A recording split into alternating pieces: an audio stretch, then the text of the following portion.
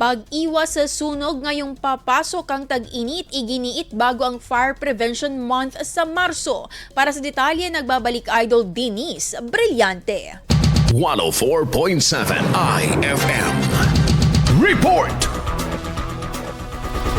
Nagpaalala ang Bureau of Fire Protection Lingayen sa publiko na maging mas maingat sa paggamit ng apoy ngayong papasok ang dry season lalo na sa buwan ng Marso na itinalaga bilang Fire Prevention Month dahil sa pagdami ng kaso ng sunog. Binigyang diin ng BFP na maaaring mauwi sa trahedya ang kahit simpleng pagsusunod ng basura nang hindi binabantayan. Ito ay matapos ang isang insidente noong gabi ng Pebrero 5 sa isang pribadong sementeryo sa barangay Manibuk, Lingayen. Sa panayam ng IFM Dagupan, ayon sa BFP, nagmula ang apoy sa unattended fire at dahil nasa coastal area ang lugar, pinalalapan ng malalakas na hangin ang pagkalat ng apoy.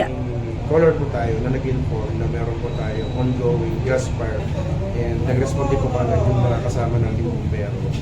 And upon arrival po doon, nakita po natin na natusunog po yung mga tuyong dahon, halaman at saka mga basura doon. So, dito po kasi sa Lingayen, ma'am, palagi po kami nakakatanggap ng fire calls regarding rubbish fire.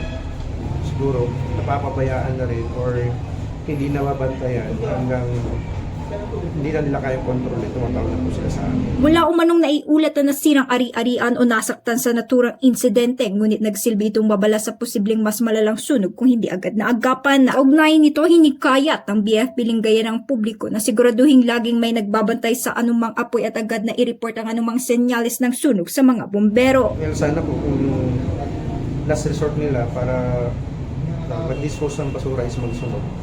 Sana bantayan nila. Huwag nila hayaang sinunog tapos iiwan na lang. If hindi maiwasan na magsunog, bantayan po. And as much possible, gumawa ng parang pit kung saan nakahukay. Doon lang sila. Kasama mo mula rito sa IFM News Dagupan, ito si Idol Denise Brillante, tata IFM. IFM News. IFM News. IFM News.